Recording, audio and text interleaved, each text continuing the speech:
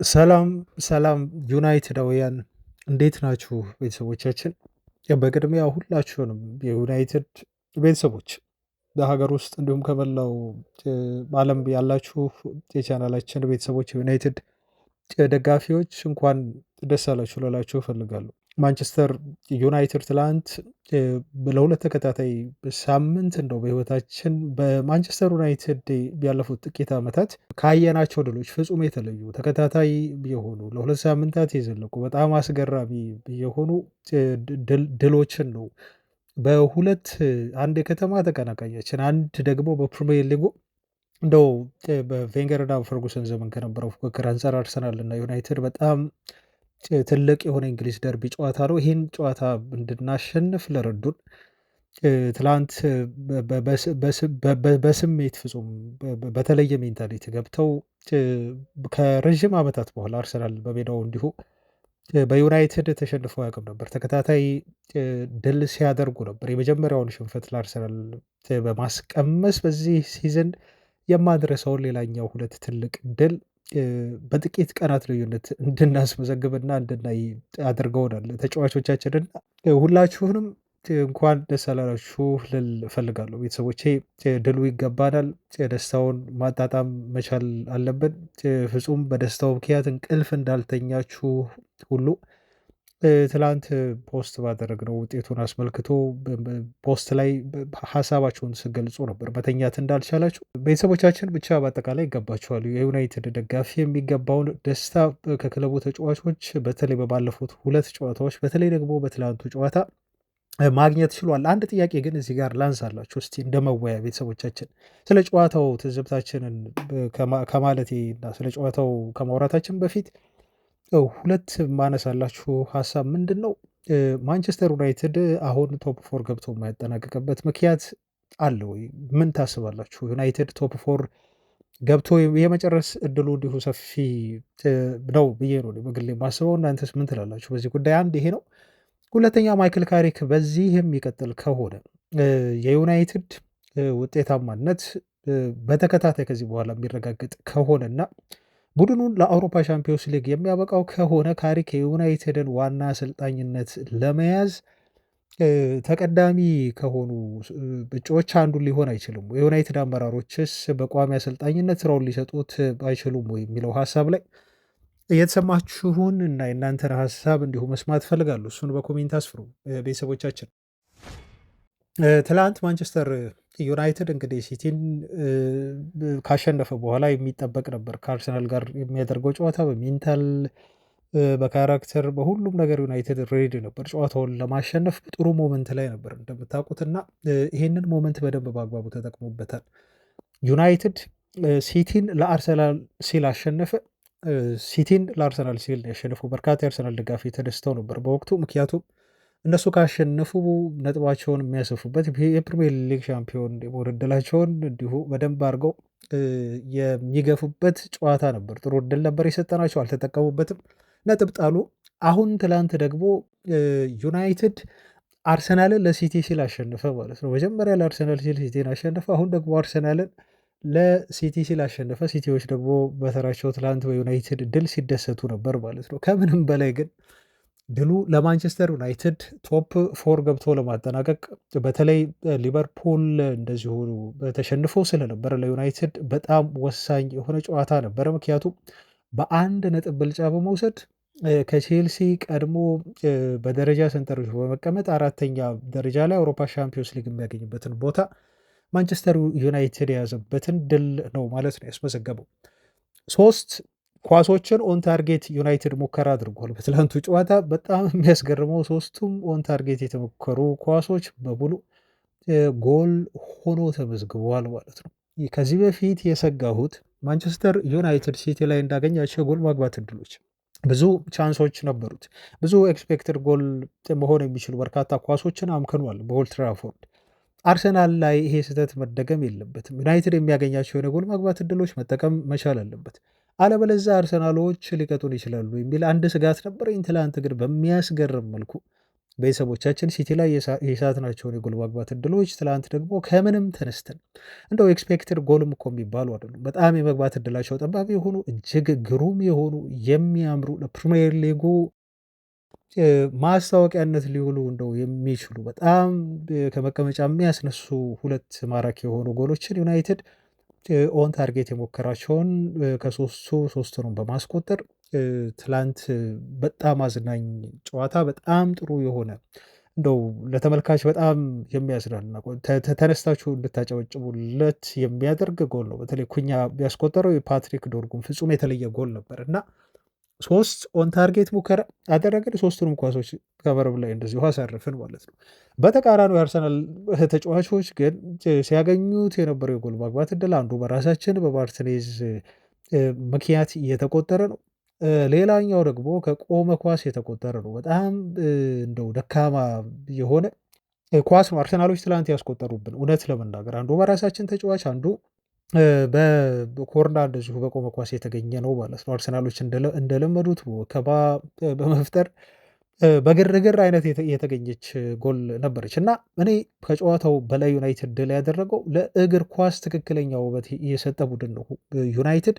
ምክንያቱም አርሰናል በሆነው ባልሆነው ጎል ለማስቆጠር ጥረት ሲያደርጉ ነበር። በምንም ይሁን ብቻ ጎል ለማስቆጠር ሲጥሩ ነበር አርሰናሎች። ስለ ጎሉ ውበት ዶንኬር በተለይ ከቆመ ኳስ ለማግባት ዩናይትድ ላይ ከፍተኛ ጥረት ነው ሲያደርጉ የነበረው፣ ግርግር ሲፈጥሩ ነበር ማለት ይቻላል።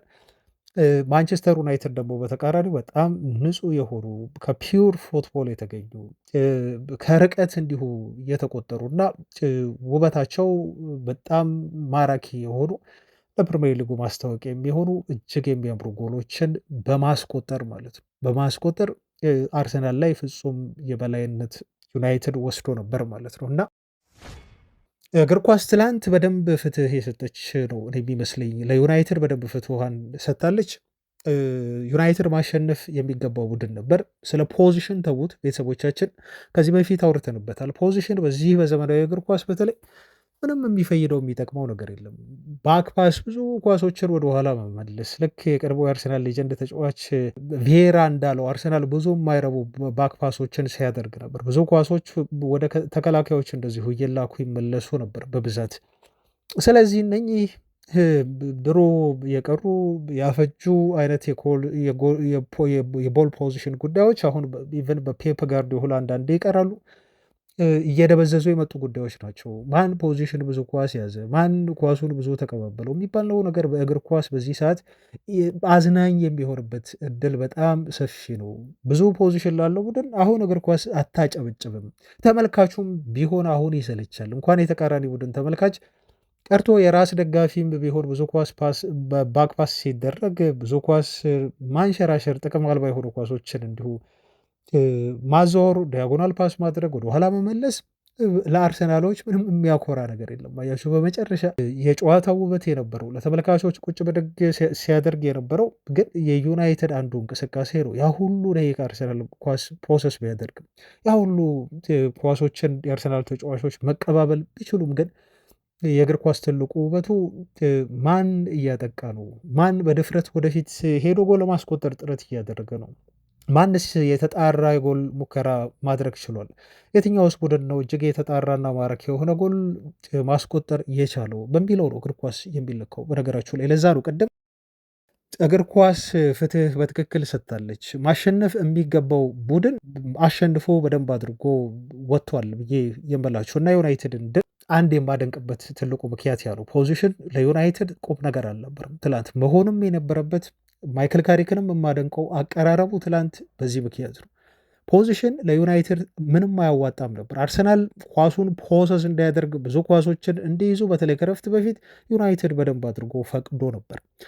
ዩናይትድ አንድ ትልቅ ጠንካራ ጎን አለው፣ ትልቅ ኳሊቲ ያለው እሱም ያለው ትልቅ ኳሊቲ በትራንዚሽን ዩናይትድ ሲወጣ ወይም ደግሞ በካውንተር አታክ ቲሙ ሲወጣ እጅግ በጣም አስፈሪ ቡድን ነበር። ፕሬስ ያደርጓቸው ነበር። ይሄ ፕሬሳቸው ደግሞ በጣም ኃይለኛ ፕሬስ ስለሆናል የአርሰናል ተጫዋቾችን ስህተት እንዲሰሩ የሚጋብዝ ፕሬስ ነበር ሲያደርጉ የነበሩት። ስለዚህ እንደተጠበቀው ዙቢሜንዲ ስህተት ሰራ፣ አስቆጠሩ። ከዛ በኋላ ደግሞ ወዲያው ነበረ የዩናይትድ ተጫዋቾች ሪያክት ሲያደርጉ የነበረው ጎል በተቆጠረባቸው ልክ ደግሞ መልሰው አስቆጠሩ፣ መምራት ጀመሩ። ከዛ ደግሞ ተቆጠረባቸው።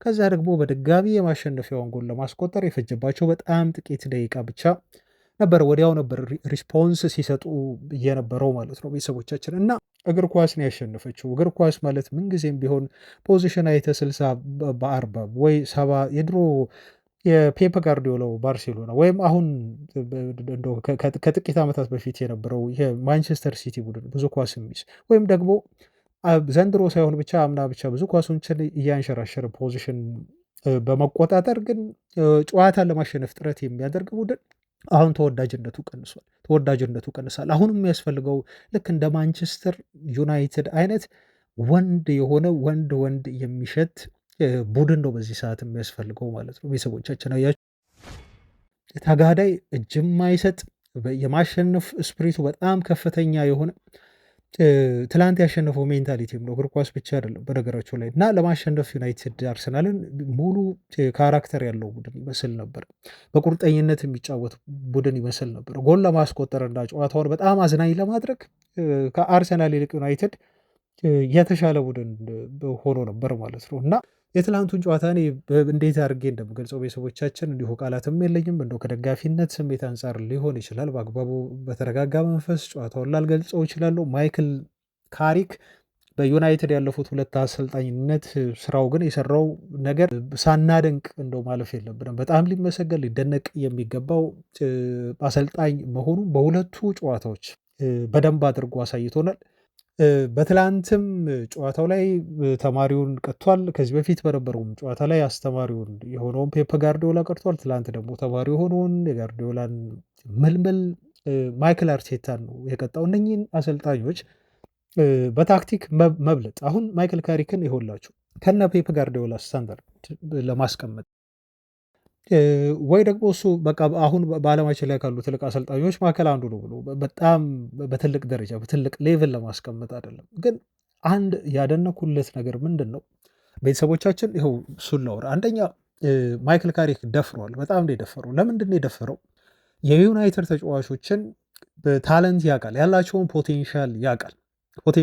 ዶርጉን ወደ ክንፍ ቦታ አውጥቶ በሌፍት ዊንግ ቦታ ላይ በሁለት ተከታታይ ጨዋታዎች በድፍረት መጠቀም ይሄ ትልቅ ውሳኔ ነው። ቤተሰቦቻችን በጣም ትልቅ ውሳኔ ነው። ከግራ ክንፍ ተከላካይነት አንስቶ እሱን ወደፊት አውጥቶ በማጥቃቱ ሚና መጫወት እንደው ማጥቃት ስለዚህ ጋር ግን ልብ በሉ ቤተሰቦቻችን፣ አብዛኛው ጊዜ ዶርጎ የሌፍት ዊንግ ቦታ ላይ ነው የሚሰልፈው። አሁን አሰላለፉ ሌፍት ዊንግ ቦታ ላይ ነው። ግን ዩናይትድ በሚጠቃ ሰዓት አያችሁ፣ መከላከል በሚያስፈልገው ሰዓት ደግሞ የዩናይትድን ተከላካይ አምስት ነው የሚያደርገው። ወደኋላ ይመለሳል። ብዙ መከላከል ስራ ላይ ትኩረት እንደው አደረገ ብዬ ባላወራም፣ ግን የተቃራኒ ቡድን ኳስ ሲይዝ ደግሞ በመከላከልም ያግዛቸዋል። በማጥቃት ብቻ አይደለም ለማለት ፈልጌ። አሁን ዶርጉን እዛ ቦታ ላይ ለማሰለፍ ግን ትልቅ አንድ ድፍረት ይጠይቃል። እሱ ትልቁ ድፍረት ምንድን ነው? ማቲያስ ኩኛን ማስቀመጥ ነው። ማይክል ካሪክ በሁለቱም ጨዋታዎች ላይ የወሰነው በጣም ከባዱ፣ ምናልባት ከተጫዋቹ ጋር ሊያጋጨው የሚችል ግን ትልቅ የሆነ ውሳኔ፣ ሪስክ ያለው በጣም ትልቁ የሆነ ውሳኔ ነው የወሰነው። እንደ አጋጣሚ ሆኖ ደግሞ ሁለቱም ውሳኔዎቹ እሱን ያስቀመጠበት መንገድ፣ ቀይሮ ያስገባበት ታይሚንጉ ፕላስ ማቲያስ ኩኛ ደግሞ ተቀይሮ ከገባ በኋላ ለቡድኑ ማሸነፍ በባለፈውም ጨዋታ በትላንቱም ጨዋታ እጅግ ማራኪ የሆነች ጎል በማስቆጠር ወዲያው ሪያክት ያደረገበት መንገድ ቤተሰቦቻችን ተቀይሮ በገባባቸው ደቂቃዎች ምን ያህል በጣም ጠቃሚና ወሳኝ ተጫዋች መሆኑን ኢነርጂውን ልጆ ያለውን ብቃት ለዩናይትድ እንደው ትላንት እኔ የተገዛበትን ገንዘብ የመለሰበት ኳስ ነው ብዬ የምለው እና ማቲያስ ኩኛን በዚህ ደረጃ ነው የምጠብቀው። ከዚህ በፊት በሩበን አሞሪም ስር ስናገር ነበር። ማቲያስ ኩኛን ገንዘብ ይሄን ያህል ያወጣንበት ለእንደዚህ አይነት ሞመንቶች ነው ቤተሰቦቻችን። በአፍሪካ ዋንጫ ምክንያት ተጫዋቾቻችን ስናጣ ማቲያስ ኩኛ አሁን አለሁ ማለት አለበት ብዬ ስል ነበር። ግን ያ ሁሉ ጊዜ አልፎ አሁን በዚህ ሰዓት በጣም ወሳኝ በሆነ ሰዓት አለው ብሎናል እና በጣም የሚችል ተጫዋች ነው። በቃ በጣም ሱፐርስታር ተጫዋች ነው። ኩኛንም አደንቀው እኔ ትላንት ጎል ከማስቆጠሩ ተጫዋቹ ባለው ይሄ ቦል ኬሪንግ ኳሊቲ እና የተሰጠውን ትንሽም ብትሆን የመጫወት ደቂቃ እንደው በአግባቡ ተጠቅሞ ራሱን ማሳየቱ ብቻ አይደለም፣ ፍጹም ደስተኛ ነው ተቀይሮ በመግባቱ። ቤንች በመሆኑ እርግጠኛ ነኝ ቅሬታ ይኖራል። ይሄንንም ነገር ትንሽ ለመግለጽ ሙከራ አድርጓል። አውቃለሁ ሁላችንም በዩናይትድ ቤት ያለን ተጫዋቾች መጫወት መሰለፍ እንፈልጋለን። እና ግን ይሄን እድል ደግሞ በህይወቴ እኔ ስጠብቀው የነበረው አይነት ጨዋታ ነው። አርሰናል ላይ ጎል ማስቆጠር አስቡት። ለዩናይትድ ለመጫወት ፍላጎት ኖሯችሁ በከፍተኛ ፍቅርና በከፍተኛ ፍላጎት ወደ ተዛወራችሁበት ክለብ ማሊያ ለብሳችሁ ደግሞ አርሰናል ላይ ተቀይራችሁ ገብታችሁ ጎል ስታስቆጥሩ ይሄ በጣም የሚያስደንስ ነው። እንደው ብራዚላውያን የሚታወቁበት የዳንስ ጎል ካገቡ በኋላ እንቅስቃሴ ትላንት በኤሚሬትስ ማቲያስ ኩኛ በዛ መልኩ በዳንስ ከጨዋታው በኋላ ደስታውን መግለጹ የሚገባው ለማንቸስተር ዩናይትድ እሱን የገዛው ለዚህ ሞመንት ነው። በቃ ቤተሰቦቻችን ማቲያስ ኩኛም የዩናይትድን የእግር ኳስ ህይወቱን ወደ ማንቸስተር ዩናይትድ መጥቶ መጫወት የፈለገበት ትልቁ የህይወቱ ሞመንቱን ነው። ትላንት የኖረው ህይወቱን ነው እየኖረ የሚገኘው ሲያልም የነበረውን ህልሙን ነው ትላንት በኤሚሬትስ እየኖራት የነበረው ማለት ነው ኩኛ እና እኔ ለኩኛ በጣም ደስተኛ ነኝ። አንደኛ ቤንች ስላደረገው ተጫዋቹ መቀየም አልፈልግም። ከአሰልጣኙ ጋር የሆነ አላግባብ የሆኑ ነገሮችን ማድረግ አልፈለገም። ቀይሮ ባስገባውና እድል በሰጠው ቁጥር ተጫዋቹ ግን እድሎቹን በጣም ተጠቅሟል ማለት ነው። ብሪያን ምቡሞ ነው ቀይሮ ያስወጣው። ብሪያን ምቡሞም በጣም ጥሩ ተጫዋች ነው። ምናልባት ሜዳ ላይ ቢቆይ እሱም ተጠቃሚ ሊሆን የሚችልበት እድል አለ። እሱም ብሪያን ምቡሞም ግን ትልቅ ስራ ሰርቷል። ምቡሞ በሁለቱም ተከታታይ ጨዋታዎች ላይ ጎል አስቆጥሮልናል። በአንፊልድ ሊቨርፑልን 1-0 እንድንመራ ያደረገንም ተጫዋች ነው። በትልልቅ ጨዋታዎች ላይ ለዩናይትድ አለሁኝ የሚል ማንቸስተር ዩናይትድን የማያሳፍር የዩናይትድን አይን የሚገልጡ በጣም ወሳኝ የሆኑ ጎሎችን የሚያስቆጥርልን ተጫዋቻችን ነው ብሪያን ምቡሞ። ስለዚህ ማንቸስተር ዩናይትድ አመራሮች ባለፈው ክረምት ላይ እነኚህን የመሳሰሉ በጣም ወርቅ የሆኑ የዩናይትድን የፊት መስመር ፍጹም አስፈሪ እንዲሆን ያደረጉ ለክለቡ ፍቅርና የዩናይትድን ማሊያ ለብሶ መጫወት ምን ማለት እንደሆነ በጣም ገብቷቸው ለዩናይትድ የፈረሙ ተጫዋቾች በመሆናቸው የክለቡ አመራሮች እነኚህን ተጫዋቾች በማምጣታቸው ልናመሰግናቸው ይገባል ማለት ነው። ሩበን አሞሪም ቢሆን እንደው ሩበን አሞሪም ቢሆን አሁን ከክለቡ ተሰናብቷል፣ ግን እነኚህ ልጆች እንዲመጡ እንደው በሙሉ እምነት ሰጥቶ እንዲመጡ ማድረጉና ለሱ አጨዋወት እንደው ባይሆኑም እና እነሱን የተጠቀመበት መንገድ ሩበን አሞሪም ትክክል ባይሆኑም እና ብዙ ስህተቶችን ሰርቶ የዩናይትድ እግር ኳስ በአሰልጣኝነት ህይወቱን በሰራቸው ጥፋቶችና በጣም ሪጂድ በመሆኑ ምክንያት ቢያጣም አሞሪም ነገር ግን ያለሱ እውቅና የመጡ ተጫዋቾች አይደሉም ፓትሪክ ዶርጉን ጨምሮ እና ለእነኚህ ተጫዋቾች ዝውውር የክለቡን አመራሮች ማመስገን ይገባል። ዩናይትድ የሚያስፈልገው እንደዚህ አይነት ወሳኝ የሆኑ ውጤት ቀያሪ የሆኑ ከምንም ተነስቶ ጎል አስቆጥሮ ቲሙ ነጥብ እንዲያገኝ ሊረዱ የሚችሉ ተጫዋቾች ነው። አሁን ያን እያደረጉ በመሆናቸው በጣም ደስተኛ ነኝ። ያያችሁ በጣም ደስተኛ ነኝ። ይሄ ነገር አሁን ክረምትም ላይ መደገም መቻል አለበት።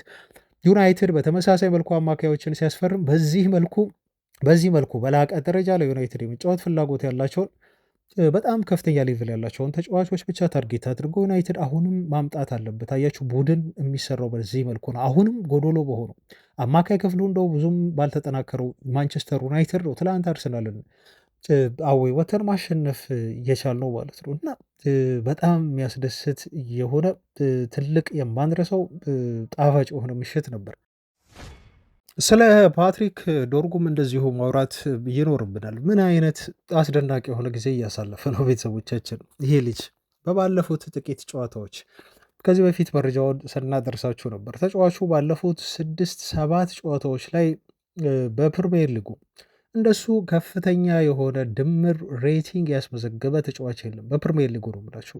ሌት አሎን በማንቸስተር ዩናይትድ ተውና በዩናይትድ ቤት ከመጣ በኋላ ወዲያው ተሳክቶለታል ማለት አንችልም። በጣም መጥፎ የሆኑ ጊዜያትን ያሳለፈባቸው ጨዋታዎች ነበሩ፣ ብዙ የተተቸበትን ስቲል በሆኑ ወቅቶች የዩናይትድ ደጋፊዎች በጣም ሲጠሉት የነበረ ተጫዋች ነው። እውነት ለመናገር ቤተሰቦቻችን ኢቨን በአሰልጣኙ በሩበን አሞሪም ሁሉ ሳይቀር ተጫዋቹ ኳስ በሚያገኝበት ሰዓት አንዛይቲ እንዳለበት ያስታውቃል። ይሄ ልጅ በጣም ይጨነቃል፣ ጭንቀቱ እንዳለበት ኳስ በሚይዝ ሰዓት ሜዳ ላይ እንዲሁ ያስታውቃል ብሎ አሞሪም በይፋ እስከ መናገር እና ይሄ ንግግሩ ደግሞ ተጫዋቹን ይበልጥ ያስከፋበት፣ እንዴት አሰልጣኝ በዚህ መልኩ ስለ እኔ ሚዲያ ላይ ወጥቶ አስተያየት ሊሰጥ ይችላል ብሎ ተጫዋቹ በራሱ የተገረመበትና በሩበን አሞሪም አስተያየት ቅሬታ ውስጥ የገባበት ሁኔታ ነበር ማለት ነው። በወቅቱ ኮንፊደንስ የሚሰጠው አሰልጣኝ ይፈልግ ነበር። በተጫዋቹ ችሎታዎች ላይ እምነት ያለው አሰልጣኝ ይፈልግ ነበር ልጁ።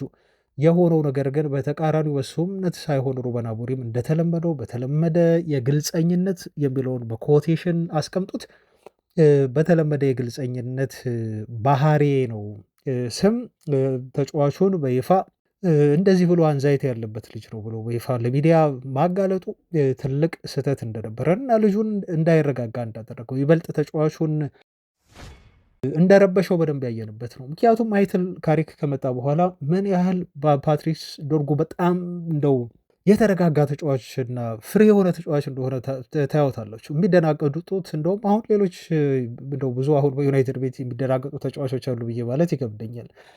ግን ፓትሪክ ዶርጉ ፍጹም ኳስ ሲሰጠው አሁኑ ነፃ የሆነው ተጫዋች ነበር። ፍሪሊ የሚጫወት ነበር። የሚያደርገውን ነገር ሁሉ በሙሉ የሚያውቅ በተለይ ወደዛ የክንፍ መስመር እንዲሁ ማጥቃት ሚናን ከሰጠው በኋላ በጣም ነፃ ሆኖ የሚጫወት ተጫዋች ነው። ይሄ ደግሞ ዝም ብሎ የሚመጣ አይደለም። በነገራችሁ ላይ ዝም ብሎ የሚመጣ አይደለም። ተጫዋቾች በዚህ መልኩ የሚጫወቱት ፍጹም ነፃ ሆኖ የሚጫወቱት አሰልጣኞቻቸው በእነሱ እምነት እንዳላቸው እርግጠኛ ሲሆኑ ነው። ምክንያቱም ቢያጠፉም የሆነ ነገር ቢያደርጉም ከጀርባ የአሰልጣኞቻቸው ድጋፍ እንዳላቸውና አሰልጣኞቻቸው አሳልፈው እንደማይሰጧቸው በእነሱ እምነት ስላላቸው ተጫዋቾች ይረዳሉ። በዛ ምክንያት ነው ፓትሪስ ዶርጉ በጣም ኮንፊደንስ ያለው ተጫዋች ሜዳ ውስጥ እየመሰለ ያለው።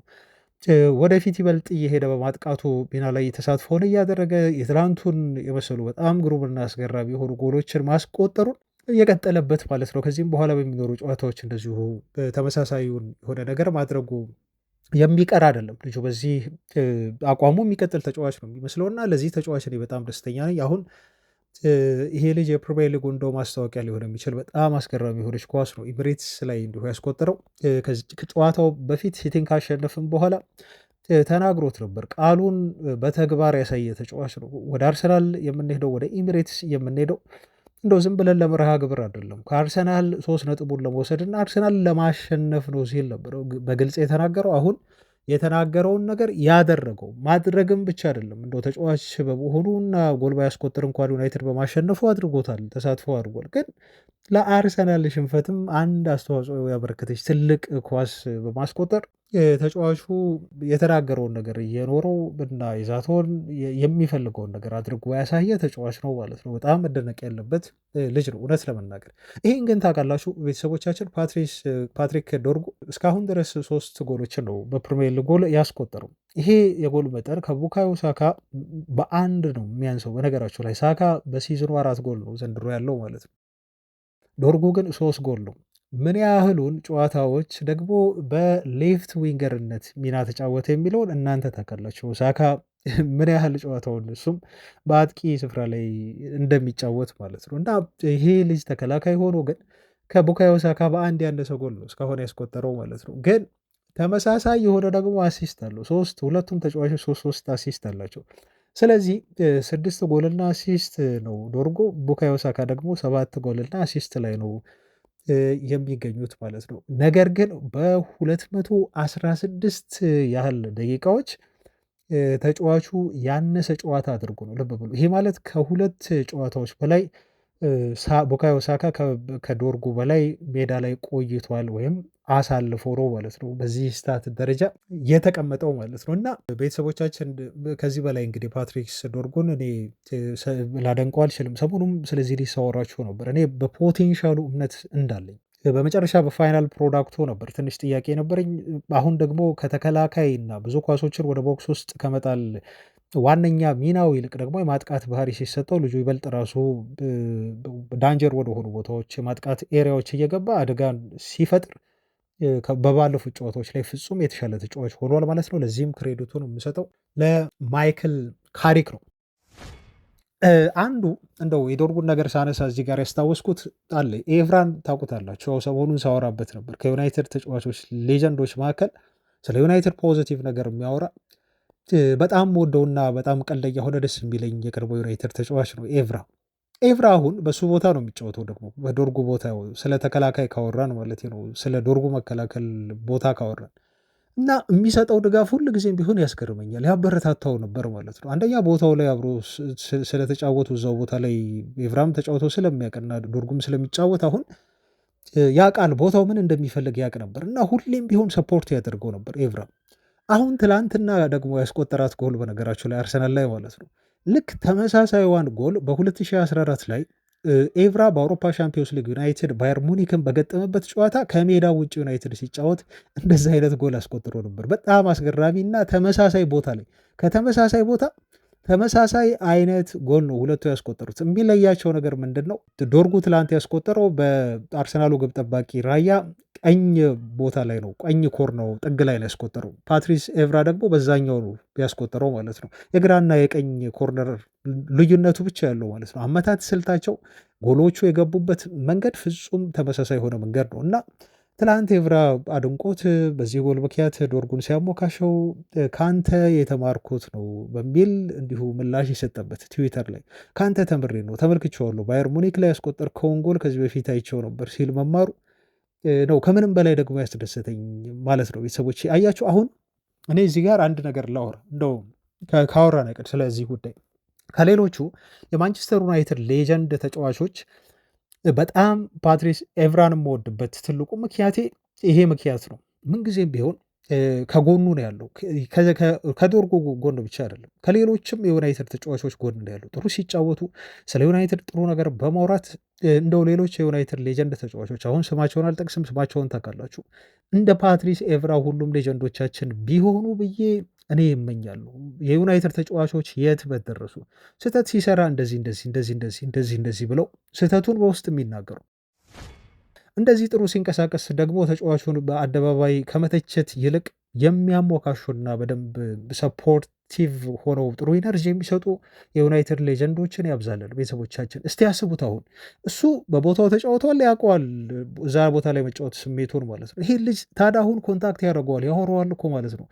ሰፖርት ካስፈለገው ማውራት ካለበትም ማሻሻል ያለበትን ነገር እርግጠኛ ላይ ዶርጎ በጣም ከፈለገና ኤቭራን አድቫይስ የሚጠይቀው ከሆነ ኤቭራ በጣም 100% ይመክረዋል። ምክሩ በርቀት ራሱ የሚታይ ነው ማበረታታቱ። ይሄን ነገር ፖል ስኮልስ ለዩናይትድ አማካዮች ለኮቢ ሜኖ ቢያደርገውስ ብላችሁ ብዬ ነው ትላንት ሳስብ የነበረው።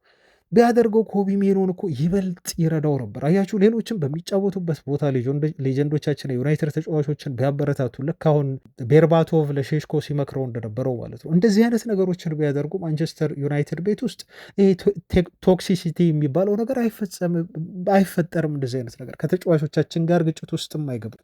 ይሄ መርዛማ የሆኑ ቃሎችን መጠቀምና ተጫዋቾቹን መረበሽም እኮ አያስፈልግም ነበር። ቤተሰቦቻችን መርዳት ይቻላል፣ ሰፖርት ማድረግ ይቻላል። እነኝህ ልጆች በርቀትም ሆኑ ለዛ ነው የዩናይትድ ሌጀንድ ተጫዋቾችን አስተያየትን የምጥለው። በተለይ ደግሞ የኤቭራን ጉዳይ ሳይ ደግሞ ይበልጥ እነሱ ላይ ጥያቄ እንዳነሳባቸው ነው የሚያደርገኝ። ይሄን አንድ ነገር ነው። ትላንት ተመልክታችኋል። አሁን ኤቭራ ማርቲኔዝ ትላንት ስህተት ሰራ። ይሄ ስህተት የመጀመሪያ ጎል ለአርሰናል ሰጥቷል።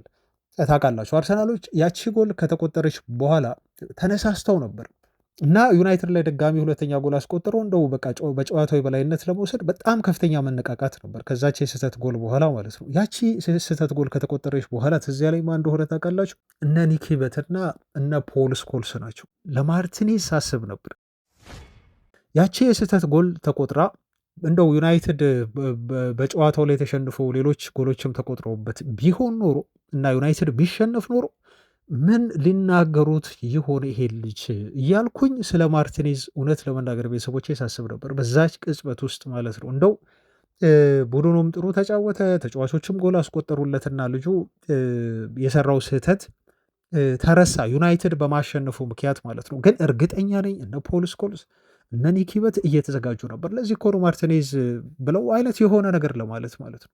አያምሹር በዚህ ጉዳይ ላይ ማለት ነው። እና ተጫዋቹ አባቱ በስቴዲየም ተገኝተው ነበር ከደጋፊዎች ጋር ሲመለከቱ የነበሩት። የአርጀንቲና ብሔራዊ ቡድን ቀለም ያለበትን ባንዲራ ይዟል የማርቲኔዝ ፕላስ ደግሞ እዛ ባንዲራ ላይ ደግሞ የእሱ ምስል ይታያል። ልጃቸውን ስቴዲየም ገብተው ከደጋፊዎች ጋር አብረው ሆነው ያንን ባንዲራ ደግሞ በእጃቸው ይዘው ሲደግፉት ነበር ኤሚሬትስ ድረስ ሆነው ማለት ነው። ለዛ ነው ጨዋታው ከተጠናቀቀ በኋላ ማርቲኔዝ ወደ አባቱ ሄዶ አባቱን በፍቅር ያቀፈበት ሞመንትን ሳይ እኔ ምን ያህል ደስ እንዳለኝ ልነግራችሁ አልችልም። ምክንያቱም ብዙ ተጎድቷል። በዩናይትድ ሌጀንድ ተጫዋቾች አስተያየት ምክንያት በገባው ሰጣ ገባ ምክንያት እየደረሰበት በነበረው ትችት ምክንያት እና አባቱም እየተሰማው እንደሆነ ተጫዋቹም ቢሆን ከፍተኛ የሆነ የሜንታሊቲ የሆነ ስትረግል የማድረግ ችግር እያመጣበት እንደሆነ ከእነሱ ጋር በገባው ሰጣ በገባ እንደው ማርቲኔዝ ሆኖ ብዙ እየሰማችሁ አይደለም እንጂ ችግር ሊያመጣ እንደሚችል ማሳያ ነው። በቃ እኔ በጣም ደስ አለኝ። አየህ የቤተሰቡን ጭንቀት እኮ ነው የሚያሳየው። ስህተት ተሳስቶ ዩናይትድ ተሸንፎ በዛው ጨዋታው ቢያልቅ ብላችሁ ደግሞ አስቡት። አያችሁ ትልቅ የሆነ ሪሊፍ ነው ለማርቲኔዝ እና አባቱን አቅፎት ሳይ እዛ ጋር እኔ የተሰማኝ ስሜት በጣም ደስ የሚል የሆነ ስሜት ነው ማለት ነው። እና ይሄ ሞመንት ከትላንቱ ጨዋታ በጣም ልብ የሚነካና የዩናይትድ ድል ይበልጥ ጣፋጭ የሚያደርገው ስሜት ነው ብዬ ነው እኔ በግሌ የምወስደው። ቤተሰቦቼና ስለ ትላንቱ ጨዋታ እንደው ስሜታዊ ሆኜ ስለ እግር ኳሳዊ ስለሆኑ ጉዳዮች ብዙ ስለ ጨዋታው ትንተና ምናምን ለመስጠት አይደለም። እንደዚህ አይነት ባህሪ የለኝም ታውቃላችሁ። ምክንያቱም የትላንቱ ጨዋታ ይሄ ታክቲካዊ ትንተና እንዲሁ የሚያስፈልገው ነው ብዬ አላስብም። ብዛት ጨዋታውን የገዛው ምናልባት ማይክል አርቴታ ስለ ጨዋታው ብዙ ታክቲካዊ ነገሮችን አስቦ ተጨንቆ በጣም ብዙ ነገር ተጠቦ መጥቶ ሊሆን ይችላል። ግን እግር ኳስ ላይ ብዙ ጊዜ ደግሞ ጭንቀት አይሰራም። አንግዛይቲ ራሱ የሚያመጣው በራሱ መጨነቅ ነው። ከፍተኛ የሆነ ጭንቀት በራሱ ውስብስብነትን ያመጣል፣ ኮምፕሌክሲቲን ያመጣል። ማይክል አርቴታ ለብዙ ነገር እንደተዘጋጀ በትላንቱ ጨዋታ ላይ እርግጥ ነው ከዩናይትድ ይልቅ በእያንዳንዱ ዲቴል በሆኑ ጉዳዮች ላይ ግን እግር ኳስ ደስ የሚለው ባህሪው ማንቸስተር ዩናይትድ ብዙ ድክመት ያለበት ቡድን ነው። ኦፍኮርስ ጠንካራ ቡድን አላቸው። ፊት መስመር ላይ ያሉ ተጫዋቾች በትራንዚሽን ሲወጡ ካውንተር አታክ ሲያደርጉ ምናምን ብሎ ነበር እና የዩናይትድ ጠንካራ ጎን ከድክመቱ እንደማይበልጥ እና ብዙ ድክመቶች እንዳሉት ተናግሮ ነበር የገባው። ግን ደግሞ ዩናይትድን ከያዘ እንደው 10 ቀናት ያልሞሉት አሰልጣኝ በ10 ቀናት ውስጥ ትልልቅ የሚባሉ የፕሪሚየር ሊግ አሰልጣኞች ነው ፔፕ ጋርዲዮላን፣ ትላንት ደግሞ ማይክል አርቴታ በብዙ ነገር ከሱ ይበልጣል ብለን በምንጠብቀው ማይክል አርቴታ ላይ የበላይነት ወስዶ ስናይ ማይክል አርቴታ ትላንት ፍጹም እንድናደንቀው አድርጎናል ማለት ነው። እና የዝግጅት ሁኔታ በብዙ ነገር አቀራረብ አርቴታ እንዴት ተዘጋጅቶ የትላንቱን ጨዋታ በጉጉት ለማሸነፍ ሬዲ ሆኖ ተጫዋቾቹን አዘጋጅቶ እንደሚመጣ በደንብ አድርጌ ነው መገምተውና አማቀው ማለት ነው። ግን እግር ኳስ ምንጊዜም ቢሆን ሲምፕልስ ሶሉሽን አለት። በጣም ሲምፕል የሆነ ሶሉሽን ይኖራታል። ማይክል ካሪክም ትላንት ያደረገው በጣም ቀላሉን መፍትሄ ነው ማለት ነው። የአርሰናል ጥንካሬ ጠንካራ ጎን ላይ ዩናይትድ ትኩረት አላደርግም፣ ፍጹም ትኩረት አላደርጉም። ፖዚሽን የአርሰናል ነው፣ ኳሱ የአርሰናል ነው። አርሰናል ይጫወት፣ ኳሱን ስጡት። አርሰናል ችግር የለው 100%። ግን እኛ ያለን ትልቁ ጠንካራ ጎን ምንድን ነው? አሁን አንድ ጠንካራ ጎናችን ጥቅጥቅ ብለን መከላከል ነው። እሱም ስፔስ አለመስጠት ነው ለአርሰናል ተጫዋቾች ኳስ በሚይዙ ሰዓት ማለት ነው። አንድ ያለን ትልቁ ኳሊቲ እና ማድረግ የምንችለው ነገር አያቸው። ሁለተኛው የዩናይትድ ትልቁ መሳሪያ ደግሞ ወደፊት ስንሄድ ነው። ወደፊት ስንሄድ አይደለም አርሰናል የትኛውም አሰልጣኝ ያውቃል ዩናይትድ በጣም አስፈሪ የሆነ ቲም ነው ያለው። ከዚህ በፊት ተናግሬያለሁ። ዩናይትድ ከአርሰናል ጋር በአማካይ መጣጠርም በተከላካዮች ጥራትም እንዲሁ እና በስኳድ ጥልቀትም የሚመጣጠን አይደለም። ኢቨን በግብ ጠባቂ ጨምሮ ዩናይትድ ያለው ትልቁ ኳሊቲ ከወገብ በላይ ነው።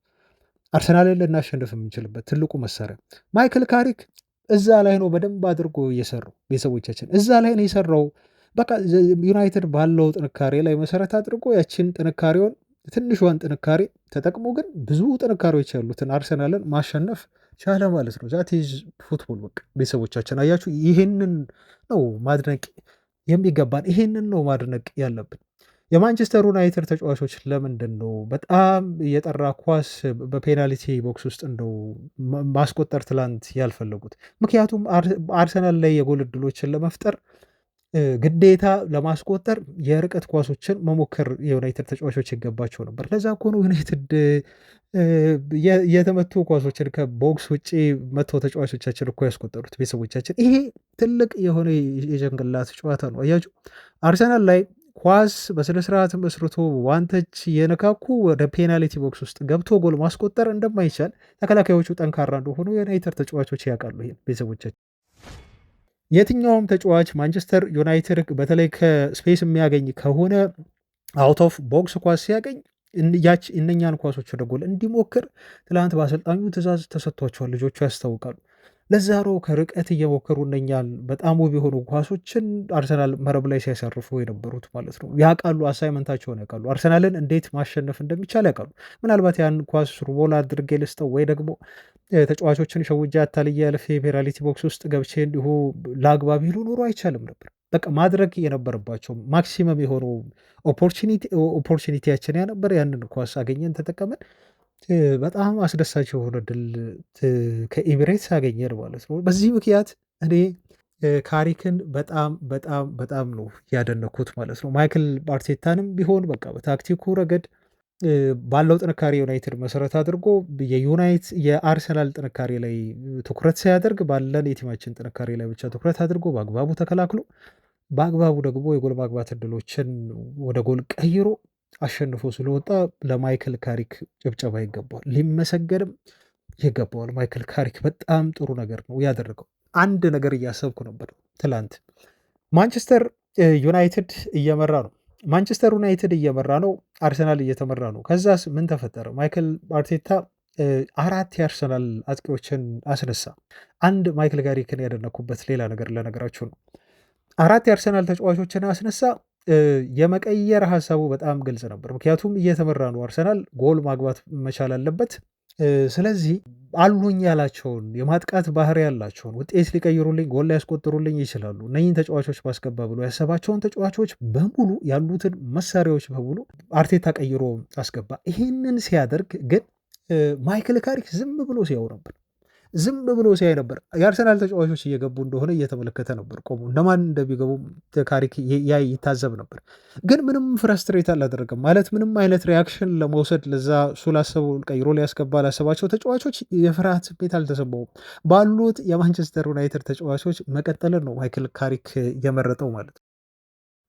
ቦዘር አላደረገም። አያችሁ፣ ቦዘር አላደረገም። ይሄኔ ሩበን አሞሪም ቢሆን ኖሮ ምንድን ነው የሚያደርገው? አርቴታ አሁን ሲጀመር አርቴታ እነዚህን ተጫዋቾች ከመቀየሩ በፊት ቡድኑ እየመራ ከሆነ አንድ የሚያደርገው ነገር ሩበን አሞሪም 2-1 ዩናይትድ መራ አይደል? በዛ ሰዓት የሚያደርገው እንደ ማቲያስ ኩኛ ወይ ሌሎች የአጥቂ ባህሪ ያላቸውን ተጫዋቾች ቀይሮ ማስገባት አይደለም፣ ተከላካይ ያስገባ ነበር። ሁለት ቢያንስ ተከላካይ ያስገባል። አያችሁ። ስለዚህ ይሄ ባክ ፎር የነበረውን መልሶ ወዴት ያመጣዋል ማለት ነው? ወደ ባክ ሲክስ ያመጣዋል ማለት ነው። ከዛስ ምን ያደርጋል? የዩናይትድ ተጫዋቾች ሴት ባክ ያደርጉና ወደኋላ ፈግፍገው ሙሉ አርሰናል ጎል እንዳያስቆጥር መከላከል ይጀምራሉ ማለት ነው። ሙሉ የአንድ ደቂቃ ስትከላከሉ ደግሞ የመጨረሻው ምን እንደሚፈጠር ይታወቃል ማለት ነው። አንደኛ አሞሪም በራሱ ጭንቀታም ነው።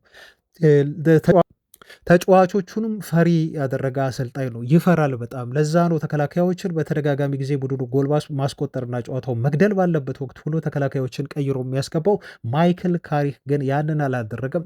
ዝም ብሎ ታገሰ። ቡድኑ ማጥቃቱን እንዲቀጥል አደረገ። ውጤቱን ይዞ ወጣ። ሚካኤል አርቴታ መሳሪያዎች አሉኝ ያላቸው ተጫዋቾችም እንዲሁ ምንም ሳይሰሩ ሳይፈይዱለት እንዲሁ ጨዋታው ተጠናቀቀ ማለት ነው። ሰዎች አሁን እንጨርስ የትላንት ጨዋታ ግምገማችንን እና በአጠቃላይ ማንቸስተር ዩናይትድ የሚገባውን ድል አግኝተዋል። በጣም አስደስተውናል፣ አኩርተውናል። ተጫዋቾቻችን ምስጋና ይገባቸዋል። ለዛም ነው የቀድሞ ተጫዋቾቻችን የነበሩ አንዳንድ ታዋቂ ሰዎች በሙሉ ትላንት ሪያክት ያደረጉት ማለት ነው። በጣም የሚያስገርም የሆነ ጨዋታ ነበር። ዓለም በዚህ ሲዝን በተደረገ በፕሪሚየር ሊግ ጨዋታ ወደ 800 ሚሊየን የተባለው በመላው ዓለም አላቅም አሁን ትክክለኛ ከዛ በላይ የሚል ቁጥር ተመልክቻለሁ እና ትላንት ዓለም ቁጭ ብሎ የተመለከተው ጨዋታ ነበረ። ይህንን ጨዋታ ትኩረት የሳበውን ጨዋታ ከተመለከቱ በኋላ ደግሞ ብዙ ታዋቂ ሰዎች ሪያክት አድርገዋል። እነ ሊንጋርድን ጨምሮ ራሱ የቀድሞ ተጫዋቻችን ጋርናሾን ጨምሮ እነ ኢግሃሎ በጣም ብዙ ተጫዋቾች ነው ሪያክት ያደረጉት የቀድሞ ዝነኞች ማለት ነው። እና ዓለም ትኩረት ባደረገበት ጨዋታ ሻይን አድርገን አንጸባርቀን የወጣንበት ጨዋታ ነው። አማደም ጨዋታው 4-0 በአርሰናል አሸናፊነት ይጠናቀቃል ብሎ ላለው አንድ የአርሰናል ደጋፊ በትዊተር በቀጥታ እሱ በመመለስ ምላሽ የሰጠበት ያላችሁ ብቸኛ ተስፋ እናንተ ኮርና ብቻ ነው፣ ከኮርና ውጭ ጎል አታቁም ወይ ጎል አታስቆጥሩም እና ሀምብል ለመሆን ሞክር አንተ ልጅ ሲል ለልጁ ምላሽ የሰጠበት እና በቀጥታ አማድም ከአርሰናል ደጋፊዎች ጋር የቃላት ጦርነት ውስጥ የገባበት ነው። የትላንቱ ጨዋታ በአጠቃላይ እንግዲህ በዚህ መልኩ የሚገለጽ ነው። ሁላችንንም አስደስቷል። አሁን ትልቁ ጥያቄ እና እኔም ከዚህ በኋላ አንዱ ባሉት ቀናቶች ልናወራበት የምንችለው ጉዳይ ማይክል ካሪክ ቲሙን እንደቀየረ የቲሙን ስፕሪት ከፍ እንዳደረገ ምንም ጥያቄ የለውም። ቅድም እንዳልኩት ቤተሰቦቼ የዩናይትድ ተጫዋቾች በራሳቸው እምነት እንዲኖራቸው አድርጓል። አላቅም ሩበን አሞሪም ምን ሲያደርግ እንደነበረ እስካሁን ድረስ አላቅም። ተጫዋቾቹና አሰልጣኞቹ የተግባቡ አልመሰለኝም ከዚህ በፊት እና በአሰልጣኙም ላይ እምነት ያላቸው አይመስለኝም ተጫዋቾቹ። በአሰልጣኙም ቢሆን ተጫዋቾቹ ላይ እምነት እንደሌለው በደንብ አሳይቶናል። ሲያደርጋቸው በነበሩ ጉዳዮች ለምሳሌ ኮቢ ሜኖን ጉዳይ እናነሳለን። የዶርጉ ላይ የሰጠውን አስተያየት እንዲሁ እናነሳለን። ትላንት ኮቢ ሜኖ አይታችኋል ስታቱን እንደው በጣም አላረዝምባቸውም ብዬ ነው እንጂ ከፍተኛውን ኪሎ ሜትር የሸፈነ ተጫዋች ነው ከዩናይትድ ተጫዋቾች ማለት ነው። በሁለት ተከታታይ ጨዋታ በሲቲውም ጨዋታ በትላንቱም ጨዋታ ትሮ ከመጫወት አልፎ በጣም ብዙ ዲስታንሶችን ከቨር በማድረግ ኤሪያዎችን ከቨር በማድረግ ከዩናይትድ ተጫዋቾች ቀዳሚ ሆኗል ማለት ነው። ይሄ ልጅ ማለት እንግዲህ በሩበን አሞሪም አይነት ላፈር የተባለ በፍጹም የመሰለፍ ዕድል አልሰጥህም ተብሎ እንደው ልጁን ነፃ አድርገው ፍሪ ኮቢ ሜኖ ተብሎ አሰልጣኙ እስኪጠየቅ ድረስ አሁን ልጁ እኮ ችሎታ አንሶት አይደለም። እውነት ለመናገር አሞሪምን የሚያክል እንደው ትልቅ አሰልጣኝ ነኝ የሚል ከሆነ ኮቢ ሜኖን የሚያክል ታለንት ያለው ተጫዋች እንዴት ቦታ የለኝም ብሎ ይላል። የግል ጸብ ካልሆነ በስተቀር አያችሁ፣ የአሞሪምን ስህተት ነው በአጠቃላይ ተጫዋቾቹ ትላንት ያጎሉት ማለት ነው። ይሄን እምነት ማጣት የማሸነፍ ሜንታሊቲ ማይክል ካሪክም ትላንት ጨዋታው ካለቀ በኋላ ስለ ማይክል ካሪክም የተጠየቁት እንደ ማቲያስ ኩኛ እንደተናገሩት ትልቁ በቲም ውስጥ ያመጣው ነገር የማሸነፍ ስነ ልቦና ነው። በቃ የማሸነፍ ስነ ልቦና። አሞሪም ፈሪነትን ነው ሲያስተምራቸው የነበረው። ተከላካይ እየቀየረ ነው እሱም ተጨንቆ ተጫዋቾቹን ሲያስጨንቅ በጣም ኦቨር ኤንዛይቲ ያለበት አሰልጣኝ ነው። በጣም ጭንቀት ያለበት አሰልጣኝ ነው። ፕላስ እነሱን ምስትረት ውስጥ የሚያስገባ በራሳቸው እንዳይተማመኑ የሚያደርግ አሰልጣኝ መሆኑን ነው ያየነው። ማይክል ካሪክ ግን አሁን የሚደናገጥ አሰልጣኝ አይደለም።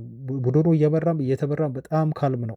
ተጫዋቾቹ ላይ ደግሞ ማሸነፍ እንደሚችሉ እና ማሸነፍ እንዳለባቸው እየመሩም ቢሆን አጥቂ ባህሪ ያለ ተጫዋች ቀይሮ እያስገባ ጨዋታውን ገለው እንዲወጡ የሚያበረታታና በራሳቸው እንዲተማመኑ ያደረገ መጫወት የሚገባቸውን ታለንት ያላቸውን ልጆች እንዲጫወቱ የመጫወት እድል እየሰጠ የቡድኑን አጠቃላይ መንፈስ ወደ ላይ ሊፍት ያደረገ አሰልጣኝ ነው ማለት ነው። እና ይሄ አሰልጣኝ ቋሚ ኮንትራት በዩናይትድ ቤት አይገባውም ወይ?